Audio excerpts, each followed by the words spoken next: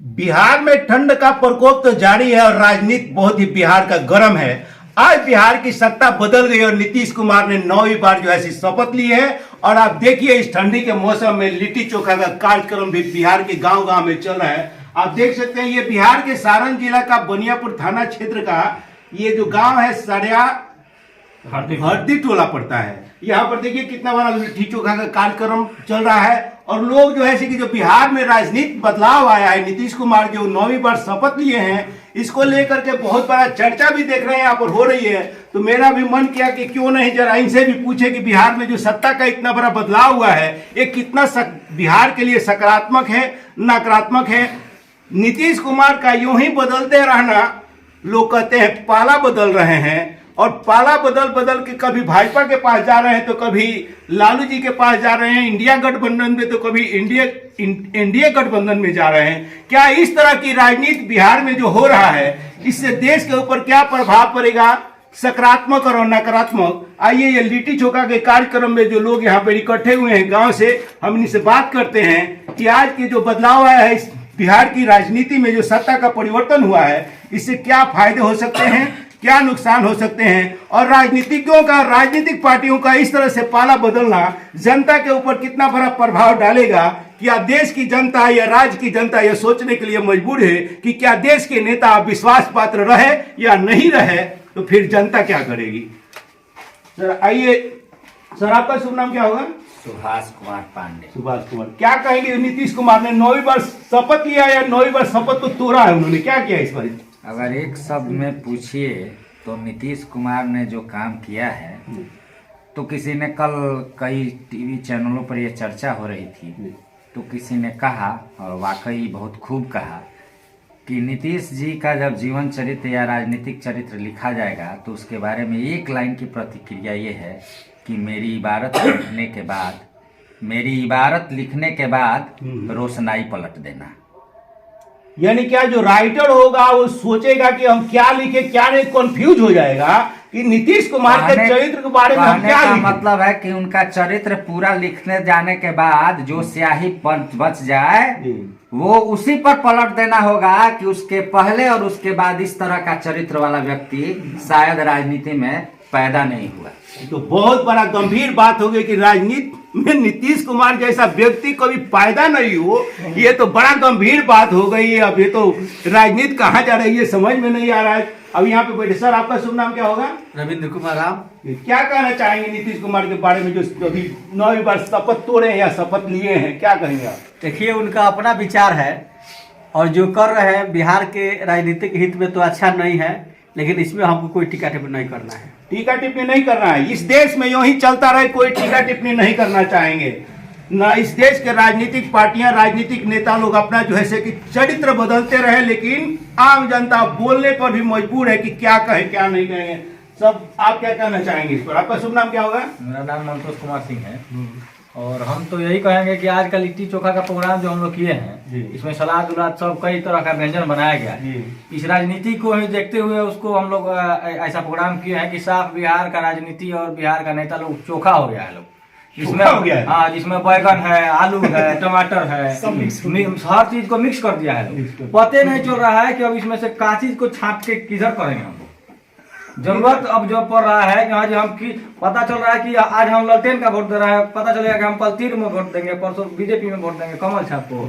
अब पता चल रहा है कि हम आपस में लड़ जाएंगे ये लोग के चलते, और ये लोग लास्ट में चोखा चटनी अचार एक में मिला दे रहा है। डेली एक दूसरे के प्रति प्रतिक्रिया देना, एक दूसरे को एक राजनीति की भाषा में गाली देना, फिर गले मिलना, इस पर क्या कहना चाहेंगे आप? इस पे यही हम लोग कहना चाहेंगे, जो भी सुन रहा है, हम दर्शक के माध्यम से, आपके माध्यम से दर्शक को कहेंगे कि ई लोग के चक्कर में नहीं पड़िए। अगर संभव हो तो मेरा तो यही मानना है कि हम तो यही बोले कि नोटा पे वोट दीजिए। नोटा पर? हाँ, किसी को वोट नहीं दिए। बिहार में अगर देखा जाए तो कोई उस लायक नहीं हमको दिख रहा है। जो शुभ नाम क्या होगा? मेरा नाम दीपक कुमार सिंह हुआ।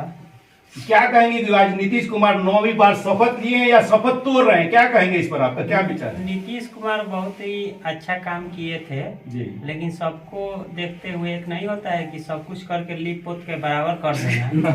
वही कहानी उनके साथ हुआ है। अच्छा। वो मतलब पलटू राम है। वो कभी इस पार्टी में, कभी उस पार्टी में, कभी उस पार्टी में जाते हैं। और बिहार की जनता इतना मूर्ख नहीं है, सब कुछ समझ रही है। और वो जो राजनीति कर रहे हैं ना, वो यहाँ की पब्लिक सब कुछ समझ रही है। पहले वाला जमाना नहीं है कि गांव का लोग या टोला का लोग जो है एक समझ करके एक ही जगह वोट दे देता था। जी जी। अब हर किसी के घर में टीवी लगा हुआ है, इंटरनेशनल न्यूज देख रहे हैं लोग, और हर कोई अपने आप में उनके जैसा नेता है। पब्लिक भी ये समझ चुकी है कि हमको कहाँ पे वोट देना है। अब हमसे मत बोलवाइए कि कहाँ कौन वोट देने वाला है। इस बार पलटू राम को समझ में आ जाएगा। पलटू राम यानी नीतीश चाचा को पलटू राम जो है से कि फेमस कर दिया गया है बिहार में।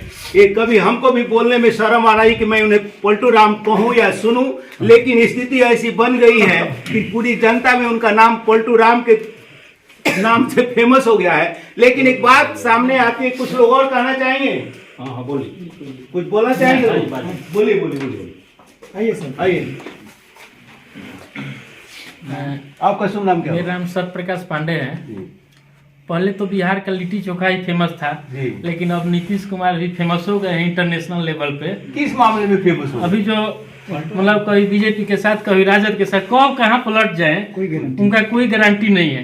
तो लिट्टी चोखा के साथ साथ आज से नीतीश कुमार भी फेमस हो गए। बिहार के दो चीज फेमस हो गए, एक लिट्टी चोखा और दूसरा नीतीश कुमार। इतिहास बन गया, इतिहास ही बन गया है। इतिहास बन गया है। एक बात कही जाती है पुराने समय में। हाँ सर, आप कुछ कहना चाहेंगे? आपका शुभ नाम क्या होगा? अभिषेक श्रीवास्तव जी बताइए आप सर, क्या कहना है? ये कॉन्स्टिट्यूशन राइट के तहत हुआ है 1985 के तहत जी। और ये कॉन्स्टिट्यूशन राइट होता है जिसमें एंटी डिफेक्शन लॉ कहते हैं। ये सबको राइट है। एक साथ 2/3 बहुमत अगर एक साथ मतलब फुल मेजोरिटी अगर नहीं है यहाँ पे, एक आरजेडी का 78 है और बीजेपी का 78 है और आरजेडी का 79 है और नीतीश कुमार का 45 है अप्रॉक्स। तो एक एंटी डिफेक्शन लॉ होता है, उसके तहत कॉन्स्टिट्यूशन राइट होता है कि ताकि हम जिसको फुल मेजोरिटी ना हो तो एक मर्ज करके पार्टी बनती है, जैसे इंडिया अलायंस जो भी पार्टी कहते हैं उसको, उसके तहत कॉन्स्टिट्यूशन राइट बनता है, जाके हम मिल सकते हैं। डजंट मैटर की कम्युनिटी और कास्ट से ऊपर की बात है, एक डेवलपमेंट की बात है। तो हम जहां तक मेरा मानना है नीतीश कुमार सही किए, जो भी किए सही किए। इनका मानना है कि नीतीश कुमार जो है according to law, according to कानून जो है जैसे कि उसके तहत जो मेजोरिटी का मामला है, मेजोरिटी के तरफ से वो सही किए हैं। लेकिन बात यहाँ पर आती है, संवैधानिक तरीके से ठीक है, लेकिन सैद्धांतिक तरफ से जो कहा जाता है नेताओं का चरित्र, एक पार्टी का जो चरित्र होना चाहिए, यह नहीं है। यह समाज के लिए सोचने की बात है कि हमारे आने वाला पीढ़ी जो हमारे नए नेता बन रहे हैं, उनका चरित्र ऐसे ही अगर डेली बदलता रहा तो इस देश का चरित्र क्या होगा? सवाल ये है। सर और कुछ कहना चाहेंगे आप लोग?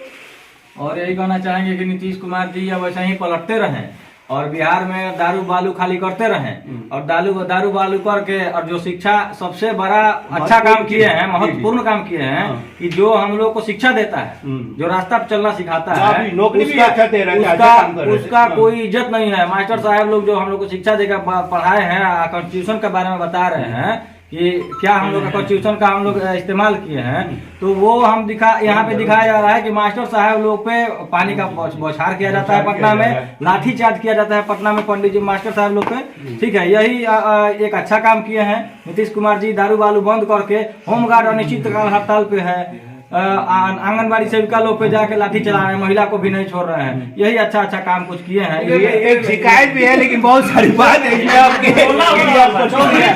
कृतिया प्रतिक्रिया भी आ रही है। सर बोला इंफ्रास्ट्रक्चर उठा के देखिए आप, विकास का इंफ्रास्ट्रक्चर उठा के देखिए, डेवलपमेंट का, रोड का देखिए आप पहले के जो था जंगल राज था और आज का देखिए आप, कंपेयर कीजिएगा एज कंपेयर टू।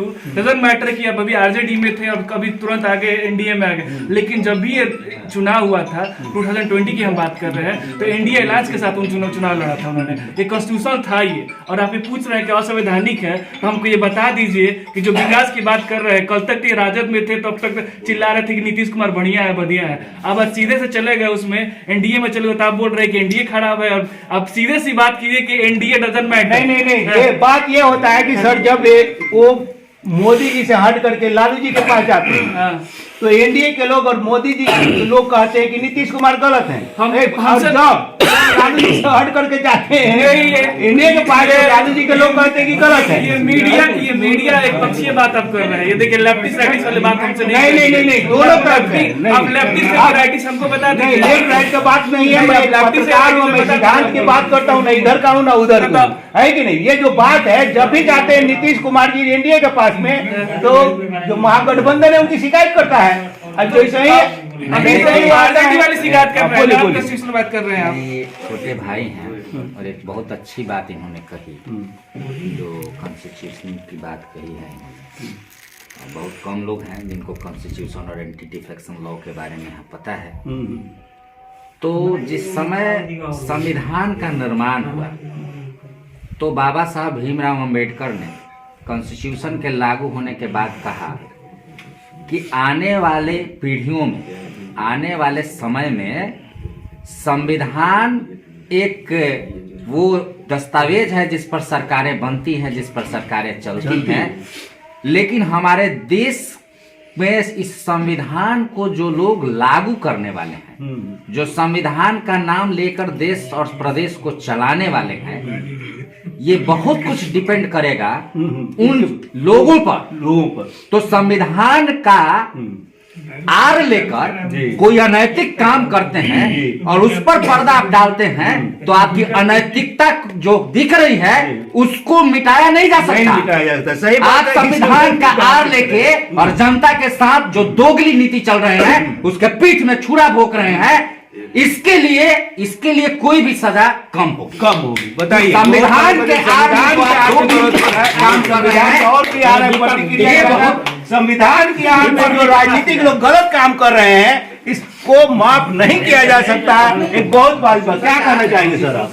आपसे पूछना चाहते हैं, आप तो न्यूज वाले हैं, क्या वही नीतीश कुमार है जो बोले थे कि कभी एनडीए में शामिल नहीं होंगे? वही नीतीश कुमार है, पर मर जाएंगे लेकिन एनडीए में नहीं जाएंगे, वही नीतीश कुमार है। क्या वही मनीष कश्यप है जो बोले थे कि 180 दिनों के अंदर सरकार गिरा देंगे जेल से निकलने के बाद? तो आप ये कहना चाहेंगे कि मनीष कश्यप की बातें सही 180 दिन के अंदर ही गिरा दी? बिल्कुल सही हुआ है मनीष कश्यप का बात। बिल्कुल मनीष कश्यप बोले थे कि 180 दिनों के अंदर सरकार गिरा देंगे जेल से आने के बाद। चैलेंज किए थे तेजस्वी यादव को, और वो करके दिखाए हैं। ये लीजिए, बहुत बड़ी बात सामने निकल के आ गई कि मनीष कश्यप ने ही जो है सरकार गिरा दिया, और मनीष कश्यप की भविष्यवाणी सही निकली कि 180 दिन के का है कि अभी तो मैं कहता हूँ 1 महीना भी नहीं हुआ जेल से आए हुए और सरकार गिर गई। तो मनीष कश्यप जो है कि पत्रकार की बात सही हो गई, और देश के इतने बड़े बड़े राजनीतिक उनकी बातें फेल हो गई। पत्रकार का बात जो है कि अब लगता है कि जनता को ज्यादा मानना पड़ेगा। पत्रकार लोग जो करे वही सही हो रहा है, लेकिन जनता को जो है से कि और एक अपना। जी सर, बोलिए। कि नीतीश कुमार जो दोगली राजनीति कर रहे हैं ना, ये जनता खूब अच्छे तरीके से समझ रही है। ये उनका वहम है कि आज हम आरजेडी में चले जाएंगे या कल को एनडीए में चले जाएंगे। ये राजनीतिक उनका समझ चुकी है पब्लिक, और इस बार चुनाव में जवाब देगी उनको। इस बार चुनाव में ये नीतीश कुमार को जवाब देगी पब्लिक, और पब्लिक इतना मूर्ख नहीं है। पब्लिक इतना मूर्ख नहीं है, लेकिन नेताओं के चरित्र पर जो बात आती है इस लिट्टी चोखा के कार्यक्रम में, पुराने जमाने में कहा जाता था, आज भी कहा जाता है, औरत को लेकर किसी स्त्री के बारे में कहा जाता है कि औरत चरित्रहीन है। लेकिन सवाल तो ये भी पैदा होता है, जो औरत किसी बड़े पुरुष के पास जाती है तो पुरुष को क्यों नहीं कहा जाता है कि पुरुष भी चरित्रहीन है? इसका मतलब दोनों चरित्रहीन, बदनाम औरत होती है। देखना, अब इस देश की जनता को निर्णय लेना है कि ये जो चरित्रहीन लोग हैं वो जनता उनको कैसे नकारेगी, आने वाले चुनाव में उनको कैसे सबक सिलाएगी। और बिहार की राजनीति जो समता मूलक समाज की होना चाहिए और विचारधारा की होना चाहिए, तो ये देश हमारा नेहरू के नीतियों पर चलता था, डॉक्टर अंबेडकर जैसे संवैधानिक लोगों के नीतियों से चलता था, जो हमारा देश कर्पूरी ठाकुर जैसे सिद्धांतवादी राजनीतिज्ञों से चलता था, जिसके लिए उनको जो है कि भारत रत्न भी मिला है। ऐसे रत्न हमारे बिहार में पैदा होना चाहिए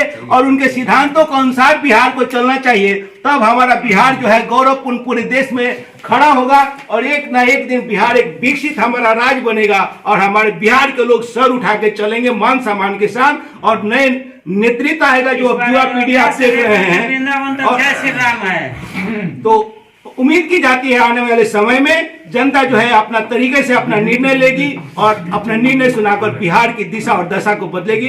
इसी के साथ में Vikram Chaudhary, CM news Hindi channel से नमस्कार।